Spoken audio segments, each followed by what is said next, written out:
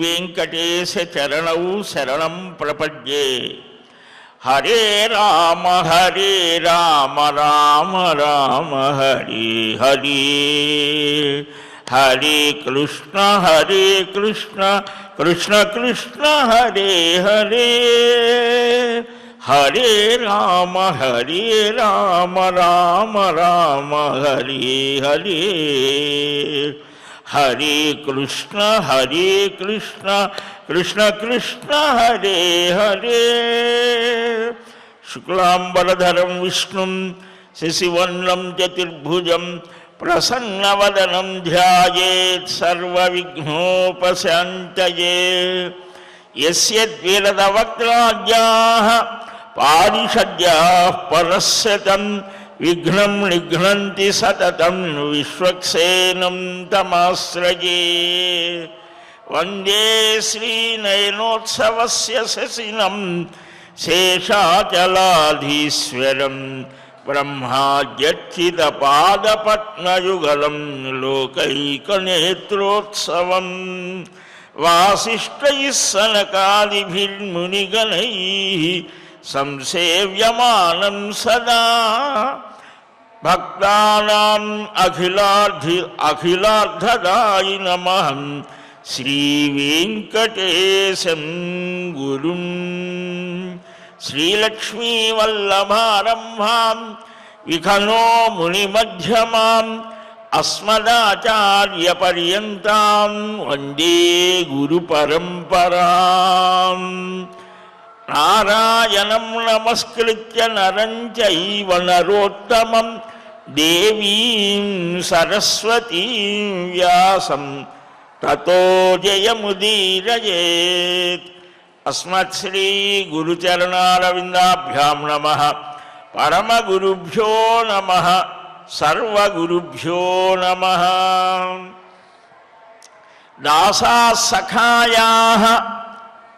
దాసాసఖాయాః పితరః ప్రేయస్యస్య హరిరిహ.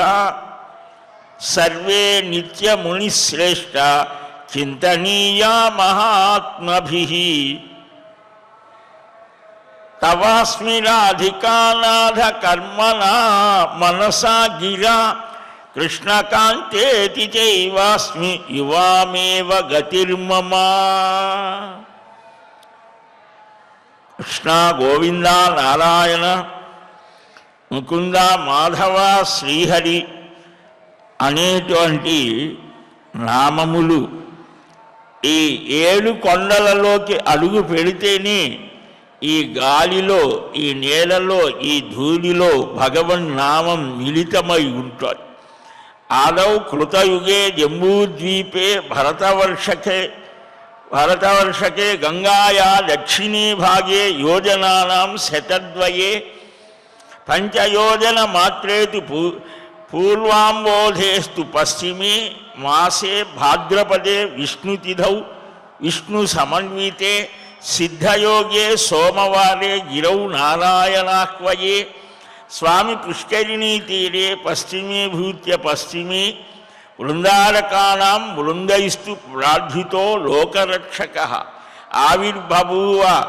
ఆవిర్బభూవ భగవాన్ శ్రీనివాసః పరఃపుమాన్ అని మనకు పురాణాలు మొదటి కృతయుగంలో జంబూద్వీపంలో భరతవర్షంలో గంగకు దక్షిణ భాగంలో 200 యోజనాల దూరంలో ఈ సముద్ర తీరానికి దగ్గరగా భాద్రపద మాసంలో స్వామి పుష్కరునికి పశ్చిమ దిగ్భాగంలో ఈ దేవతలంతా ప్రార్థిస్తే శ్రీనివాస స్వామి సిద్ధయోగంలో ఆవిర్భవించాడు అని జగద్రక్షణ దీక్షా తత్పరులు కలియుగంలో ఆ స్వామి యొక్క దివ్య దర్శనం, స్మరణం, చింతనం సకల అభీష్టాల్ని ప్రసాదిస్తోంది.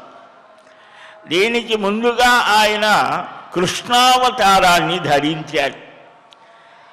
అది సర్వాకర్షకమైనది. ఆ కృష్ణావతారంలోనే మనకు గీతా ప్రబోధం చేశాడు. అర్జునుడి కోసం కాదు, మన కోసం రాబోయేటువంటి ఆ మానవ జాతి అంతా కూడా ఏ విధంగా సాధన చేస్తే ఉత్తమ స్థితిని పొందుతా. ఎందుకంటే కలి యొక్క లక్షణాలు చాలా చిత్రమైనటువంటి, కనుల ముందు కనిపిస్తున్నా కూడా గుర్తించే స్థితి ఉండదు. అందువల్ల ప్రబోధం చేసి ఈ విధంగా నడవండి అని చెప్పాడు. అలాంటి ఆనాటి నందనందనుడు ఈనాడు ఆనంద నిలయంలో నిలిచి సర్వాకర్షక పరబ్రహ్మమై, అంటే కృష్ణ స్వరూపంలో ఉండేది అదే ఆకర్షణ. ఆనందం అనేది శ్రీరామచంద్రమూర్తి యొక్క లక్షణం. ఈ ఆకర్షణ, ఆ ఆనందము భక్త లక్షణంలో ఉండేటువంటి తీవ్రమైనటువంటి వేగం నృసింహావతారంలో. ఇలాగ సకల అవతారాలలో ఏ లక్షణాలు ఉన్నాయో అవన్నీ కూడా తనలో మిళితం చేసుకొని ఈ కలియుగంలో మన కోసం అత్యారూపాన్ని ధరించాడు. అట్టి ఆ పరమాత్మ యొక్క దివ్య సాన్నిధ్యంలో ఏ ఏ అవతారాలలో ఏ విధంగా భక్త రక్షణ చేశాడు, ఆ అవతారాల యొక్క లక్షణాలు ఏమిటి, ఈ సృష్టి యొక్క స్థితి ఏమిటి, స్వరూపం ఏమిటి, ఇవన్నిటినీ కూడా వివరించేటువంటిది. ఆ సృష్టి యొక్క స్థితిలో ఏ విధంగా ఋషులు భగవద్ దర్శనం చేశారు, యోగులైనటువంటి వారు, సిద్ధపురుషులైనటువంటి వారు ఆ పరమ దివ్య ఆనంద స్వరూపుడైనటువంటి ఆ పురుషోత్తముని సిద్ధోపాయం, అంటే పరమాత్మ అక్కడ సిద్ధంగానే ఉన్నాడు, గుర్తించే జ్ఞానం స్థితి మనకు కలగాలి కదా. ఆ స్థితిని వారు ఎలాగ పొందారు కాదయ్యా, సాధనల ద్వారా దర్శిద్దాం అనుకునేటువంటి వారికి చరమ గమ్యం ఏమిటి, ఇవన్నిటికీ కూడా సమాధానంగా 18 పురాణాలు మనకు అందించారు. వాటిలో 6వ పురాణం నారద పురాణం. నారద మహర్షి ఇప్పటికీ ఉన్నాడు, దేవర్షి. మన త్యాగరాజస్వామికి ఇలాగ యోగ్యులైన వారికి ఈనాటికి మార్గదర్శనం చేస్తూనే ఉన్నారు. ఆయన నారం దదాతి అంటే మేఘం ఏ విధంగా అయితే ఎక్కడైతే వర్షం కావాలో అక్కడ వర్షించినట్లుగా జ్ఞానం అనే మేఘం నారదుడు అని. అంటే ఎక్కడైతే తీవ్రమైన భగవత్ సంబంధమైన ఆకాంక్ష ఉంటుందో అక్కడ నారదుడు ఆచార్యుడై బోధిస్తాడు. పూర్వజన్మలో అదే మనకు నారద మహాపురాణం సనత్కుమారాదుల ద్వారా అనేకమైన విషయాలని ప్రస్తావన చేసి ఆ నారద మహర్షి లోకానికి అందించాడు. ఆ విషయాన్ని మనం నారద మహాపురాణంలో గ్రహిస్తూ ఉన్నాం. సనత్కుమారుల వారు చెప్తారు, నువ్వు పూర్వజన్మలో సారస్వత కల్పంలో ఆ పరమాత్మ తత్వాన్ని తెలుసుకున్నావయ్యా. శంకర భగవాను నుంచి కృష్ణావతార వైభవాన్ని తెలుసుకున్నావు. 25వ కల్పంలో కశ్యపుడనే పేరుతో ఉన్నావు. గోపీ జన వల్లభ చరణవు శరణం ప్రపంచే అని ఆ భగవాను యొక్క నిత్య లీలలను దర్శించమని ఆయన ఉపదేశించాడు. మొగమునందున చిరునవ్వు మొలకలెత్త పలుకు పలుకున మృతంబులొలుకుచుండా మాటలాడుగాని నాతోటి నీవు పరుగు పరుగున రావోయి బాలకృష్ణ. ఆ కృష్ణానుభవాన్ని ఎందరెందరో పొంది తృష్ణని పోగొట్టుకున్నారు. సీతారామ యతీంద్రులు అనేటువంటి మహానుభావులు ఆయన చెప్పినటువంటి అసూగా చెప్పినటువంటి కృష్ణ దర్శనం చేత ఆనందాన్ని పొంది చెప్పినటువంటి మాట ఇది. తలను శిఖిపించమది వింత తలుకులొత్త నుదుట కస్తూరి తిలకంబు కుదురుకొనుగా మురళి వాజించుతును జగన్మోహనుముగను పరుగు పరుగున రావోయి బాలకృష్ణ. ఆ కృష్ణ లీలలు ఆరంభం ఒక పుట్టుకే ఆశ్చర్యకరం. అవతారము అని అంటాం ఆయన, ఆవిర్భావం అంటాం, పుట్టుక అనం. ఈ ఆవిర్భావ తిరోభావములు భగవద్ అవతారాలకు ఉంటాయి. అలాగా ఆ కృష్ణావతార వైభవాన్ని నీవు తెలుసుకోవాలి అని వెళ్ళావయ్యా. ఇలాగా గురువు భక్తి కలిగినటువంటి వాడవై చింతన చేశావు, గురు కృపని భావిస్తూ గురువుని సంతోషపరుస్తూ ఆ విష్ణు భక్తులని కూడా ఆనందింపచేస్తూ ఇలాగ ఉంటే స్వయంగా ఆ కృష్ణ దర్శనం నీకు అగిలది అని అంటే అప్పుడు ఆ మహానుభావుడు అంటాడు, ఆ రూప యవ్వన సంపన్న కిశోరీ స్వలంకృత నానా శిల్ప కళాభిజ్ఞ కృష్ణ భోగానురూపిణి అయిన శ్రీకృష్ణ సేవన సుఖాహ్లాద భావాతి నివృత అయినటువంటి ఆ రాధతో కూడినటువంటి కృష్ణుణ్ణి నీవు దర్శించాలనుకున్నావు. అంటే మనకి దక్షిణ భారతదేశంలో రాధా సమేతుడైన శ్రీకృష్ణుణ్ణి మనకు అంతగా అభ్యాసం లేదు.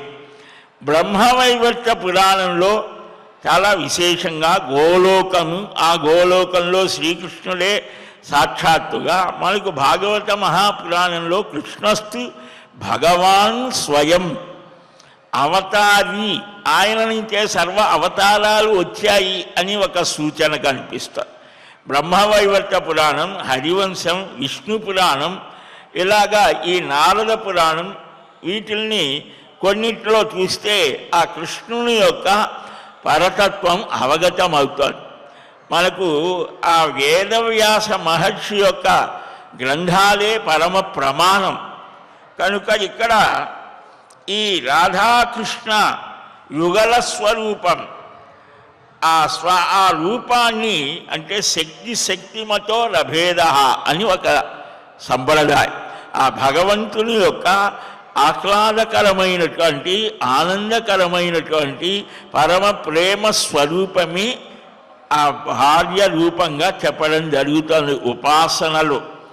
అందుకని లక్ష్మీనారాయణుడు ఇలాగా మనకు పార్వతీ పరమేశ్వరులు, రాధాకృష్ణుడు, సరస్వతి, బ్రహ్మ ఇలాగ మనకు కనిపిస్తారు.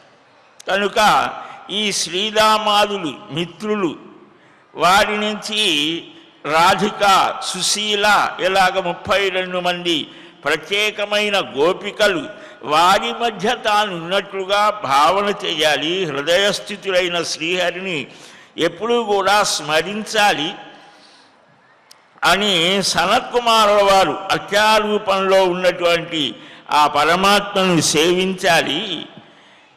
ఎలాగా చేయాలి అనేటువంటిది అక్కడ నీవు శంకర భగవానుని ద్వారా ఉపదేశాత్మకంగా పొందారు.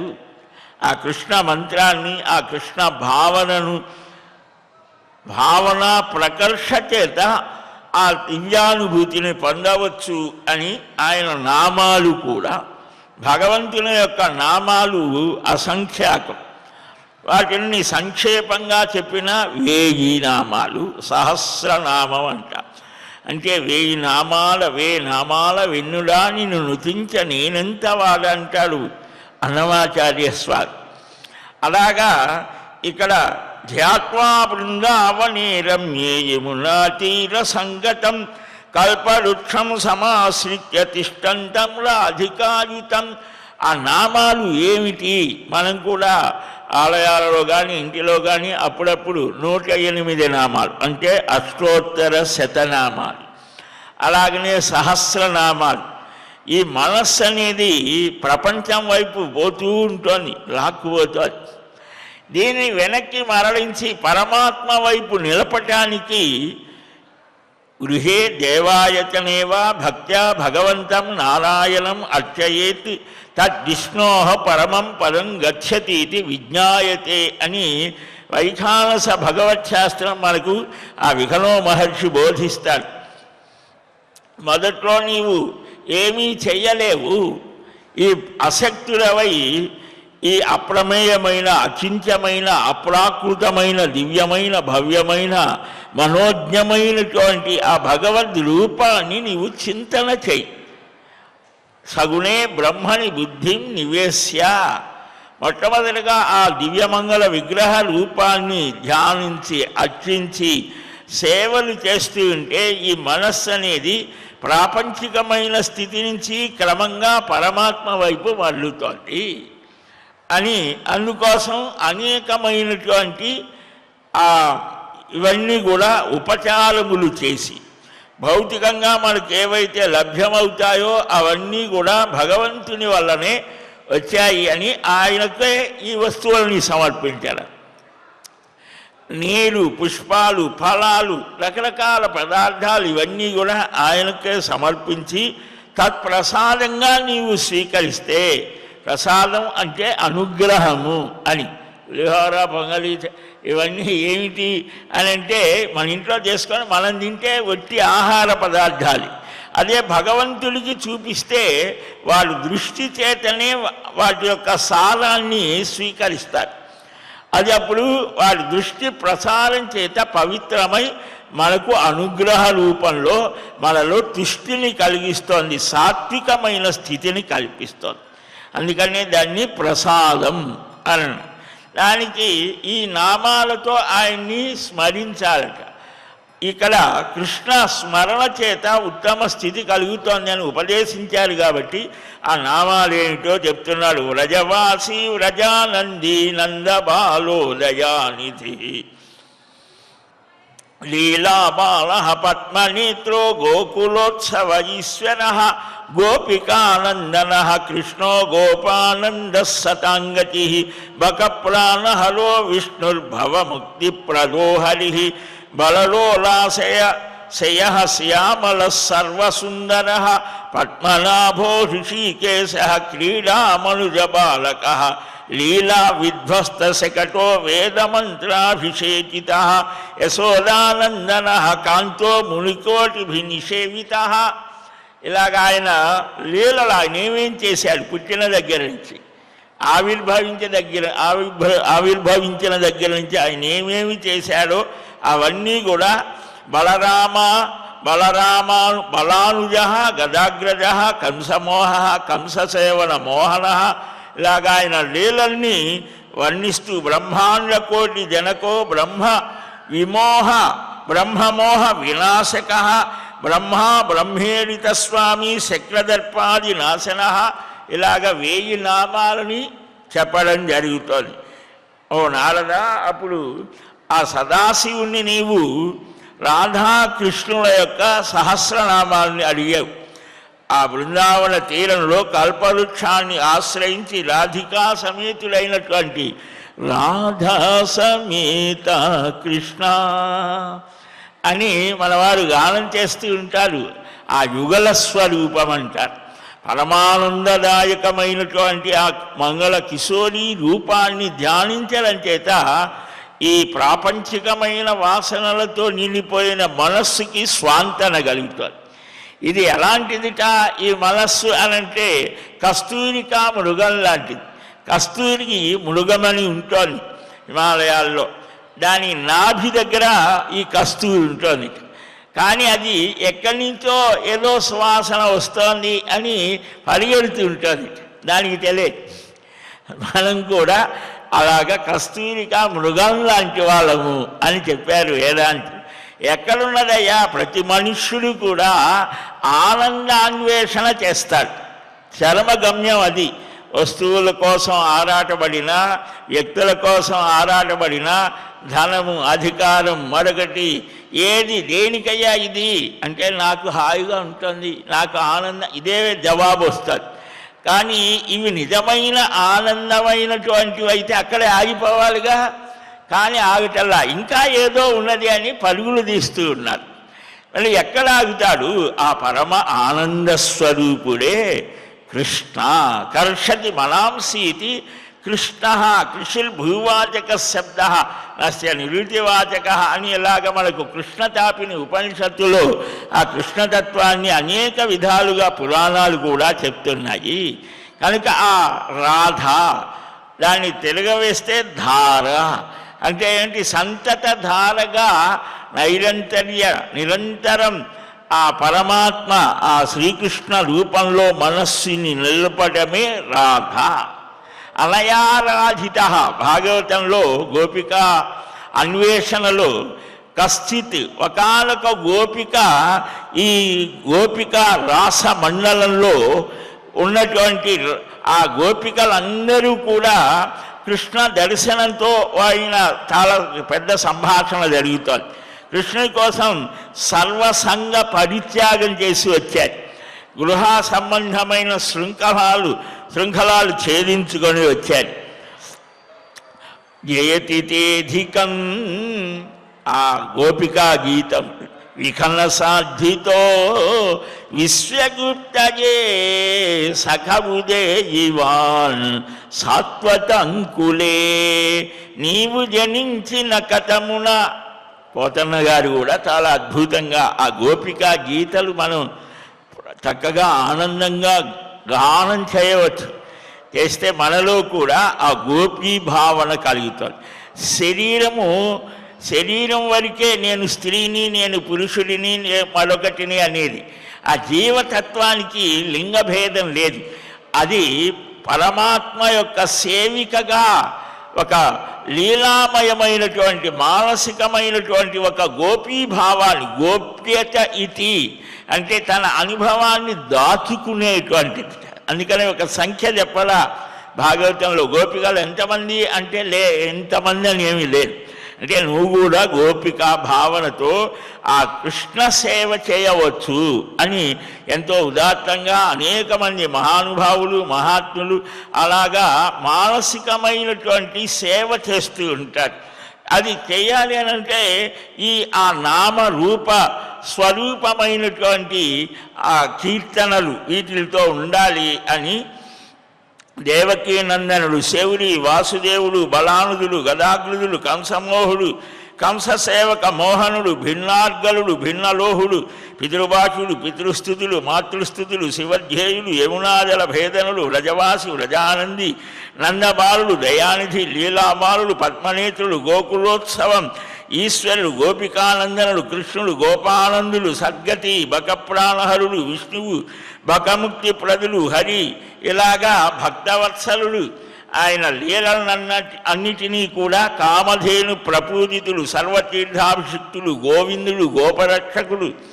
వీటికి ప్రణవము నమః అని చేరిస్తే, చతుర్థి విభక్తితో పూర్వకంగా చేరిస్తే ఆయన ఓం కృష్ణాయ నమః ఇలాగ ప్రణవస్వరూపంగా నామాలనితో మనకు అందించారు మహర్షులు. శ్లోకపూర్వకంగా ఇలాగ నామపూర్వకంగా ఇలాగ ఆయన లీలలన్నింటినీ కూడా గోకర్ణ పూజకుడు, సాంబ కుష్ట విధ్వంసకారణుడు, వేదస్థుతుడు, వేదవేత్త, యదువంశ వివర్ధనుడు, యదువంశ వినాశి, ఉద్ధవోద్ధార కారకుడు ఈ కృష్ణ నామాలు. భాగవతం మొత్తం ఈ నామాల్లో వచ్చేస్తాయి. ఆయన చేసిన లీలలంతా నారద మహాపురాణంలో ఆ కృష్ణ సహస్రం అంటే ఆ శ్రీకృష్ణ భగవానునికి సంబంధించిన 1000 నామాలు, వీటి అర్థాలు చింతన చేస్తూ ఉంటే ఆ కృష్ణ రూపం మన కనుల ఎదుట కదులాడుతూ ఉంటుంది.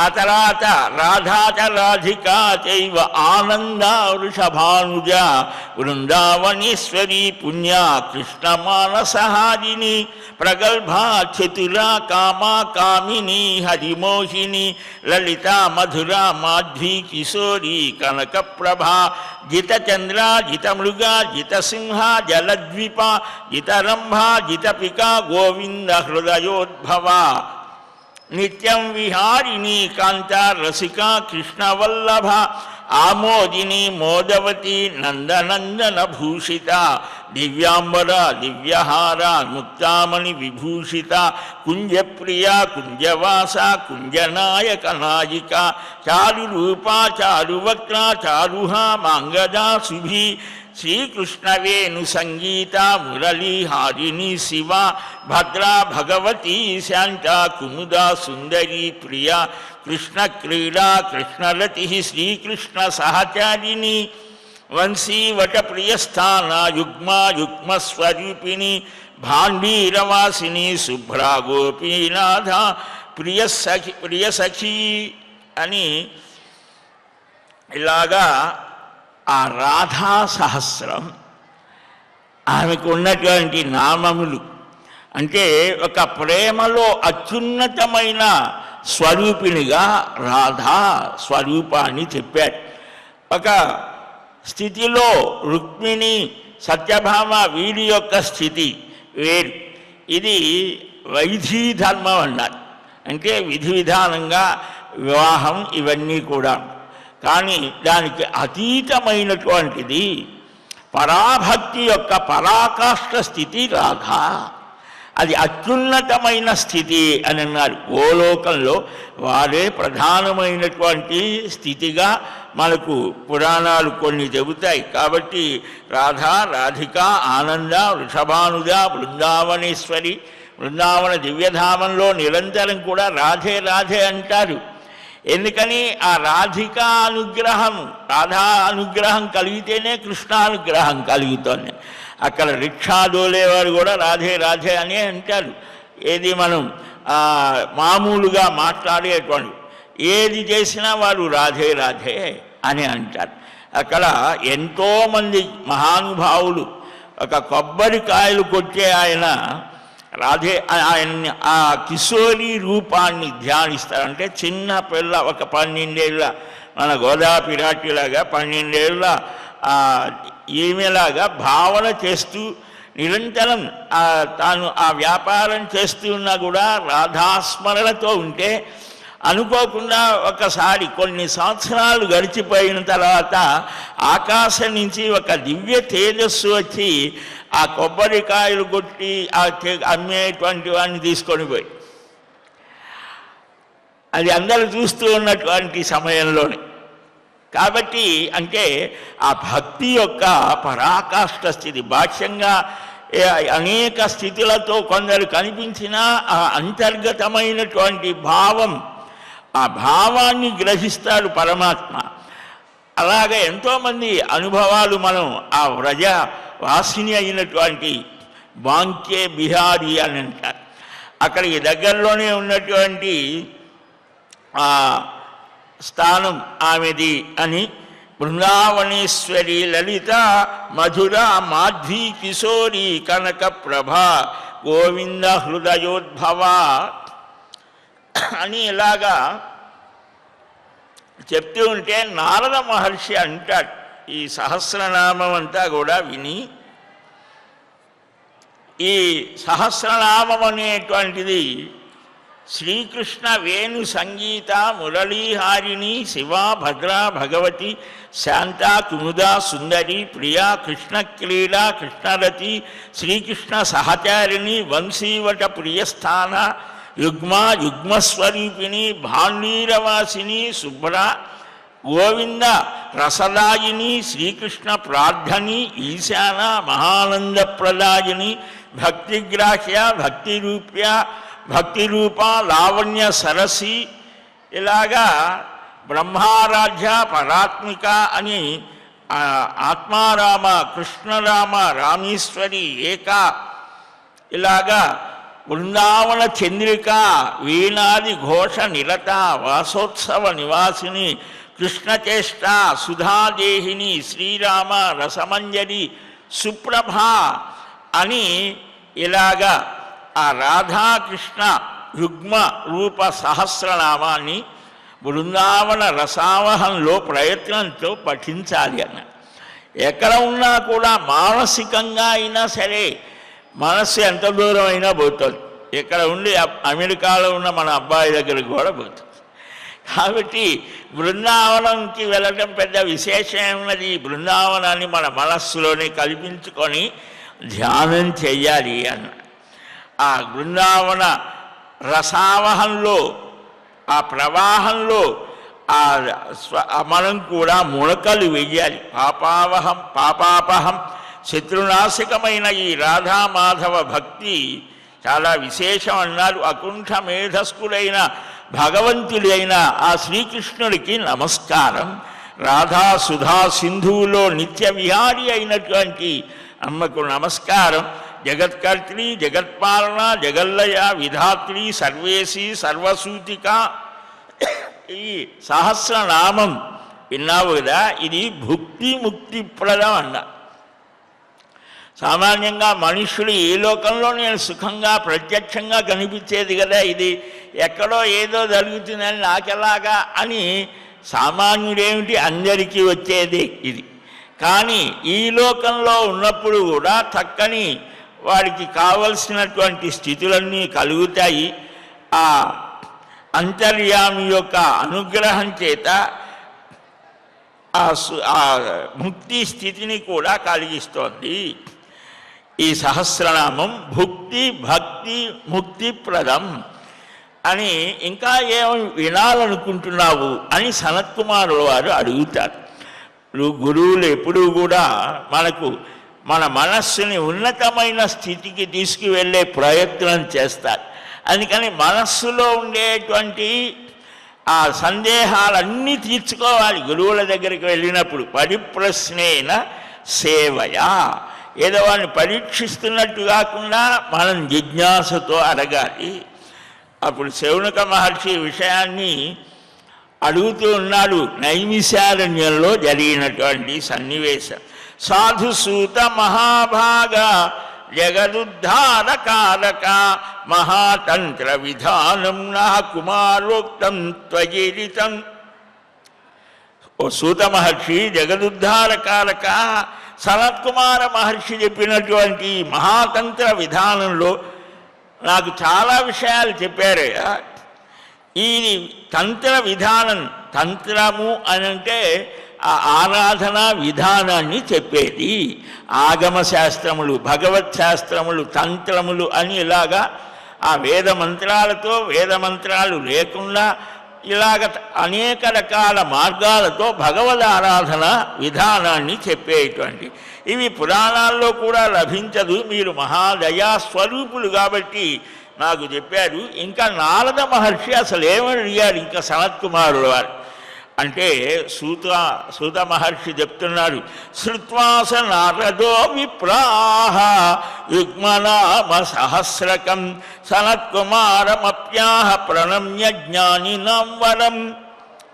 సూత మహర్షి అంటారు, ఓ శౌనకాది మహర్షులారా, రాధాకృష్ణ సహస్రనామాన్ని విన్న నారద మహర్షి జ్ఞానులలో గొప్పవాడైన సనత్కుమారుల వారికి నమస్కరించి ఇలాగ అడుగుతున్నాడు. నారద ఉవాచ బ్రహ్మన్ స్వయా సమాఖ్యాత విధయస్తంత్రతోదితాః తత్రాపి కృష్ణమంత్రానాం వైభవం సుజితం మహతు. చాలా సంతోషం అయ్యా. ఈ తంత్ర ప్రోక్తమైన విధులు చెప్పాడు, కృష్ణ మంత్ర వైభవము చెప్పాడు. రాధాదేవి సర్వాద్య అని ఆ నామాలలో కొన్ని విషయాలు చెప్పాడు. ఇంకా ఏం చెప్పారయ్యా, ఆ రాధ యొక్క అంశలు ఎవరైనా ఉన్నారా?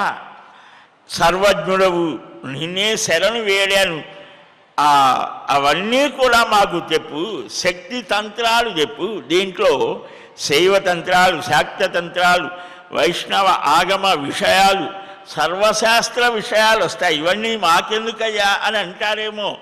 ఇవన్నిటి ద్వారా మన మనస్సుని, అంటే ఇవన్నీ ఏం చేస్తాయి అంటే ప్రాపంచికమైన విషయ సుఖానుభవం కోసం అల్లులు చాచే మనస్సుని పరమాత్మ వైపు మరలించి ఇంతకంటే అద్భుతమైనటువంటి ఆనందప్రదమైన స్థితులు ఉన్నాయి. మనం చాలాసార్లు చెప్పుకున్నాం, చిన్నపిల్లవాడి స్థితిలో వాడికి ఆనందాన్ని కలిగించేటువంటి వ్యక్తులు, వస్తువులు వేరు. ఒక వ్యక్తత వచ్చిన తర్వాత యువావస్థలో ఉన్నటువంటి వాడికి ఆనందాన్ని కలిగించే స్థితులు వేరు, వృద్ధావస్థలో వచ్చిన తర్వాత వాడికి ఆనందాన్ని కలిగించే స్థితులు వేరు.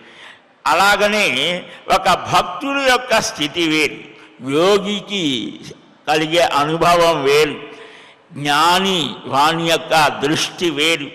ఇలాగ వేరుగా కనిపిస్తున్న చివరి గమ్యం ఒక్కటే, ఆ ఆనంద ఘనస్వరూప స్థితిని పొందటం. కాబట్టి దానికే అనేక ప్రక్రియలు, అందరికీ ఒకే స్థితి కాదు కదా. ఆహారం తీసుకున్నామంటే ఒకడికి నాకు వంకాయ కూర అయితే ఇష్టం అంటాడు, ఇంకొకటి టెంకాయ కూర ఇష్టం అంటాడు. ఏమిటా నాయనా ఏదైనా అది పొట్టలోకి పోయేది ఒకటే కదా అని అంటే కాదు, నాకు ఇది ఇష్టం. ఆ నాలుక, ఇంత నాలుక కోసం ఎంతైనా శ్రమపడి నాకు అదే అని అంటారు. అట్లాగనే భగవంతుని యొక్క రూప గుణ విశేష వైభవాలని పూర్వజన్మ సంస్కారవశాత్తు వాడు ఆ సాధన చేసి ఉండడం చేత వాడికి ఆ రూపం, ఆ గుణాలు, ఆ స్థితి బాగా మనస్సుకి పడతాయి. కొంతమంది ధ్యానం, కొంతమంది నామం, అందువలనే కొంతమంది పెద్ద పెద్ద వాద్యాలతో చెవులు చిల్లులు పడేట్టుగా ఉండి అయితే వాడికి అది చాలా, మనకు తలనొప్పి, వాడికి అది ఆనందం. అట్లాగనే ధ్యానం అంటే కొందరికి ధ్యానం చేయటం ఏం కూర్చొని ఏం చేస్తాడు వీడొక పిచ్చివాడు అనుకుంటాడు. అలాగనే ఒకడు భగవన్ నామం చక్కగా ఆనందంగా నిత్యం చేస్తూ ఉంటే వీడికేం పని పాట లేదనుకుంటాడు ఇంకోటి. వారి దృష్టిలో లౌకికమైనటువంటి ఇవే వాడికి చాలా ప్రధానం అనిపిస్తాయి పూర్వజన్మ సంస్కారవశాత్తు. కాబట్టి ఆ అభిరుచి అనేటువంటిది భిన్నంగా ఉంటుంది. కాబట్టి ఇక్కడ భిన్నమైనటువంటి శాస్త్రాలు, భిన్నమైన ఆ రాముడు, కృష్ణుడు, నృసింహుడు ఇలాగా ఆయా రూప స్థితులని చెప్పడం జరుగుతుంది. అంటే అప్పుడు సనత్ కుమారుల వారు చెప్తారు, ఆ రాధా పదాంబుజములను ధ్యానించి నారదుని మాటలకు సమాధానం చెప్తున్నాయట సనత్ కుమార్ వారు. ఏదైనా మనం ఒక ప్రశ్న వేస్తే మహానుభావులు పరమాత్మని ధ్యానించి తమ ఇష్టదైవాలని ఆ ధ్యానం యొక్క స్ఫూర్తితో అక్కడ నుంచి అందేటువంటి స్థితిని అనుసరించి సమాధానం చెప్తారు. ఏది పడితే అది నోటికి వచ్చినట్టు చెప్పరు. ఎందుకని వారు ఆ మాటకు సత్యం ప్రధానం అవ్వాలి. ఋషయ సత్యవచస, వారు మాట్లాడితే ఆ అర్థాలు దానంతటా అది పరిగెత్తుకొని వస్తాయిట. అలాంటి వారే ఋషులంటే. మనం మాట్లాడితే దానికేం అర్థం ఉండదు, దానికి అవేమీ ఉండదు. కానీ వారి మాట వేరు, మౌనంగా ఉంటారు. మాట్లాడితే ఒక అద్భుతమైన శక్తి ప్రవాహం బయలుదేరుతోంది. కాబట్టి ఇక్కడ సనత్ కుమార్ వారు ఆ రాధాకృష్ణ యుగల స్వరూపాన్ని ధ్యానించి ఇలాగ చెప్తున్నారు, నాయన ఈ మంత్ర సాధన పూర్వకంగా ఆయా శక్తుల యొక్క ఆశ్చర్యకర ప్రభావాన్ని చెప్తాను. ఈ రాధాకృష్ణ స్వరూపం గోలోకంలో మనకు దర్శనమిస్తోంది. అందుకనే గోలోమభి అని కూడా చెప్తారు. కృష్ణుని యొక్క అర్ధదేహం నుంచే ఈ రాధ అని ఆవిర్భవించింది. కృష్ణ సహాయునిగా ఉంటుంది. తేజోమండల మధ్యస్థిత దృశ్య స్వరూపిణి గోలోకవాసిని సాతు నిత్యా కృష్ణ సహాయిని. తేజోమండల మధ్యస్థ దృశ్య స్వరూపిణి. కదాచిత్ తయా సార్ధం స్థితస్య మునిసత్తమ కృష్ణస్య వామభాగాత్తు జాతో నారాయణ స్వయం. రాధికాయాస్య వామాంగాన్ మహాలక్ష్మీర్బభూవః తతః కృష్ణో మహాలక్ష్మీం దత్వా నారాయణాయ చ. చాలా విశేషాలు ఈ నారద పురాణం మనకు చెప్తాడు. ఏమిటి ఇది అంటే ఇక్కడ కృష్ణుడే పరబ్రహ్మ, పరతత్వంగా చెప్పడం జరుగుతుంది. ఆయన వామభాగం, ఎడమ భాగం నుంచి నారాయణుడు పుట్టాడు, ఆవిర్భవించాడు. ఈ తేజోమండల మధ్యస్థిత దృశ్య స్వరూపిణి ఈ రాధాకృష్ణుడు ఇలా ఉన్న సమయంలో ఇలాగా ఆవిర్భవించాడు. వామభాగం నుంచి మహాలక్ష్మి, ఆ శ్రీకృష్ణుడు నారాయణుడికి లక్ష్మినిచ్చి ఈ పరిపాలన చేయమన్నాడు. సృష్టి స్థితి ఉన్నది కదా, ఈ స్థితికారకుడు. తర్వాత ఆయన రోమాల నుంచి అసంఖ్యాకమైన గోపాలకులు, తేజస్సులో వయస్సులో సమానంగా ఉండేటువంటి వారు అసంఖ్యాకంగా పుట్టుకొచ్చారు. వారంతా కృష్ణుడికి ప్రాణంతో సమానం, పార్షదులు, విష్ణు పార్షదుల్లాగానే ఈయన కూడా.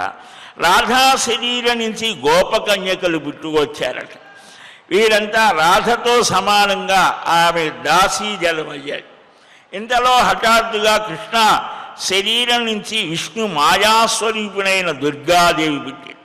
ఈమె సర్వదేవీ లోకానికి బీజరూప, మూల ప్రకృతి, ఈ తేజస్వరూప. ఆ రాధికాపతి ఆ దుర్గను రత్నసింహాసనం మీద కూర్చోబెట్టాడు. అక్కడ పత్నితో కూడి చతుర్ముఖ బ్రహ్మ ఉన్నాడట. ఆయన స్తుతించాడు, కూర్చున్నాడు. ఆ కృష్ణ భగవానుడు 2 రూపాలు అయ్యాడట. వామభాగం మహాదేవుడు, దక్షిణ భాగం గోపికాపతి. ఇలాగ ఆయన కూడా స్తుతించాడు. మనకు బ్రహ్మవైవర్త పురాణంలో కూడా చాలా చిత్రమైనటువంటి ఆ విషయాలు వస్తాయి. ఇలాగ వారిని సృష్టిని చేయమని, ఈ స్థితి చేయమని, లయం చేయమని చెప్తే వారంతా వారి వారి స్థానాలు పొందారు అని. అప్పుడిక వీరిని ఎలాగ ఆరాధించాలి, ఆ రాధా స్వరూపాన్ని అని అది కూడా చెప్తూ ఉన్నాడు. సనాతన విష్ణు స్వరూపిణివి కృష్ణమాయవు, కృష్ణ ప్రాణాధికవు, శుభకరురాలవు అని ఆ కృష్ణ స్వరూపం. ఆ తర్వాత లక్ష్మి యొక్క పూజా విధానాన్ని కూడా చెప్తూ ఉన్నాడు. లక్ష్మీ అనుగ్రహం చేత సకల శుభాలు కలుగుతాయి. అలాగనే సరస్వతి, కృష్ణ భగవానుడు ఆవులిస్తే అక్కడి నుంచి వచ్చిన గాలి రాధాముఖంలోకి ప్రవేశించి వీణా పుస్తకధారిణి అయినటువంటి ఆ సరస్వతి ఆవిర్భవించింది. ఇలాగా చెప్పి సావిత్రి మంత్రాన్ని కూడా చెప్తూ ఉన్నాడు. సావిత్రి పంజరం చెప్తాడు, దేవి మంత్రాలు చెప్తాడు, శుంభ నిశుంభాదులను ఎలాగా ఆ మహిషాసుర సంహారం చేసినటువంటిది. ఇలాగా ఇవన్నీ కూడా చెప్పడం జరుగుతోంది.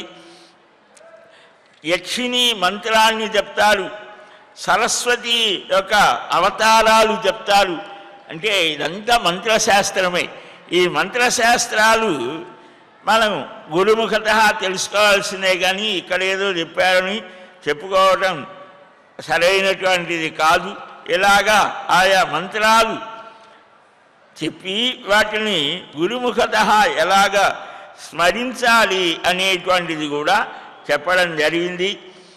వీటి తర్వాత మనకు విశేషించి ఏకాదశి విషయాన్ని కూడా చెప్పడం జరుగుతుంది. ఏకాదశి వ్రతం ఎలాగ చేయాలి, ఆ వ్రతాచరణ చేత మనుష్యుడైనటువంటి వాడు ఉత్తమమైన స్థితిని ఎలాగ పొందుతాడు. అలాగనే లలితా సహస్ర స్తోత్ర కవచాదులు కూడా దీంట్లో చెప్పడం జరుగుతుంది. సహజంగా బ్రహ్మాండ పురాణంలో ఉన్న విషయాలనే మనం లోకం అంతా ఎక్కువగా గ్రహిస్తూ ఉంటుంది.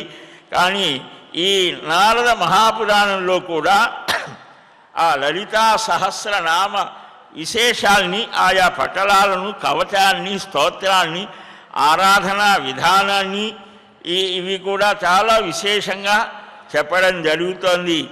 ఆ మంత్ర సిద్ధి పొందితే వాడు ఏమేం చేయవచ్చు, ఏవి చేయకూడదు, అలాగనే శివ ఆ మంత్ర విశేషాలని కూడా చెప్పడం జరుగుతోంది.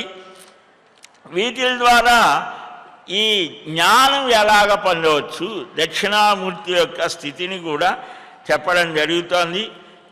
ఆ తర్వాత మనకు ఏతత్ శ్రుత్వా నారదస్తు కుమారస్య వచో ముదా పునరప్యాహ సుప్రీతో జిజ్ఞాసు శ్రేయ ఉత్తమం.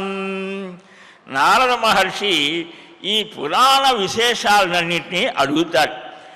అసలు ఈ పురాణ విషయాలు సర్వజ్ఞుడివి కాబట్టి ఈ పురాణాలు ఎన్ని ఉన్నాయి, వాటిలో ఏం ప్రధానంగా చెప్పారు, పురాణాఖ్యానకము అని అంటారు. ఆ విశేషాలని మనం క్రమంగా గ్రహిద్దాం. ఆ శ్రీనివాసుడి అనుగ్రహం చేత సర్వ విషయ విజ్ఞాన వికాసాన్ని పొందాలి. మనుష్యుడైనటువంటి వాడు, మనుష్యులలో ఉత్తములైనటువంటి వాడు ఆ భగవద్ అనుగ్రహం పొంది ఏ విధంగా ఉన్నత స్థితిని పొందారు. వారి వారి సంస్కారాలకు అనుగుణమైన ఒక తల్లి నలుగురు పిల్లలుంటే వారికి వాడికి ఇష్టమైనటువంటి పదార్థాలు పెట్టి వాడు బలిష్టంగా జ్ఞానిగా ఉత్తముడుగా ఉండేట్టుగా తీర్చిదిద్దుతోంది. అలాగనే వేదమాత కూడా, ఆ ఋషులు కూడా మనకు ఒక తల్లుల్లాగా మన సంస్కారాలకు కర్మలకు అనుగుణమైనటువంటి స్థితులను అనుగ్రహించి మనం పరమాత్మ వైపు మరలి ఆ దివ్యానుభూతిని పొంది పరమానందాన్ని పొందాలి అనేదే వారి ఆకాంక్ష. దాన్ని మనం అందరం కూడా గ్రహించి మనకు యోగ్యమైన రీతిలో భగవద్ అనుగ్రహాన్ని పొందటమే మనుష్య జన్మకు సార్థకము. ఇది మనం గుర్తించాలి అని అలాంటి శక్తి ఆ శ్రీయపతి శ్రీనివాసుడు సర్వమానవులకు అనుగ్రహించాలని వేడుకొందాం. శ్రీకృష్ణ గోవింద హరే మురారి హే నాథ నారాయణ వాసుదేవ గోవింద జయ జయ గోపాల జయ జయ రాధారమణ హరి గోవింద జయ జయ హరే రామ రామ రామ హరే హరే హరే కృష్ణ కృష్ణ కృష్ణ హరే హరే స్వస్తి ప్రజాభ్యః పరిపాలయంతాం న్యాయ్యేన మార్గేణ మహీం మహీశాః గోబ్రాహ్మణేభ్యः శుభమస్తు నిత్యం లోకాः సమస్తాः సుఖినో భవంతు.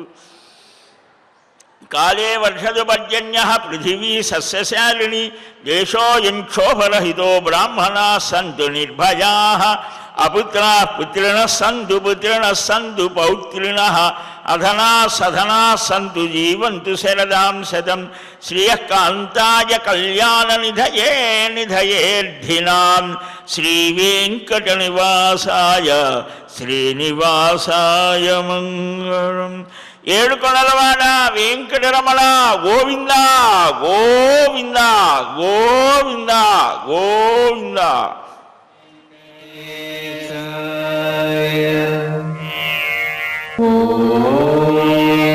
నమో వెంకటేశాయ.